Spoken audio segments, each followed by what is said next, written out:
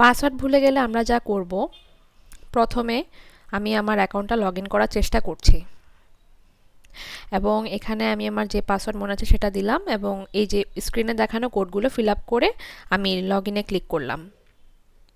যেহেতু আমি পাসওয়ার্ড ভুলে গিয়েছি, আমি এখন পাসওয়ার্ড ভুলে গিয়েছি না ক্লিক করব। এবার আমি এখানে আমার ইউজার নেমটা দিব এবং আমি আমার যে অ্যাকাউন্ট তৈরি করার সময় যে নাম্বারটা দিয়েছিলাম সেটা দিয়ে দিচ্ছি। এবার আমি ওটিপির জন্য রিকোয়েস্টটা দিব। আমার কাছে একটা কল আসবে বিভিন্ন কোড দিয়ে, সেই কোডটা আমাকে শোনানো হবে। আমি যদি সেই কোডটা কোনোভাবে মুখস্থ করে রাখতে না পারি, সেক্ষেত্রে আমি এই যে 567102 এটা যে নাম্বার থেকে কোডটা আসবে সেটাই হচ্ছে আমার কোড নাম্বার। এটাই হলো আমার কোড নাম্বার, আমি বসিয়ে দিলাম। এবার আমি একই পাসওয়ার্ড দুইবার লিখে নিব নতুন করে,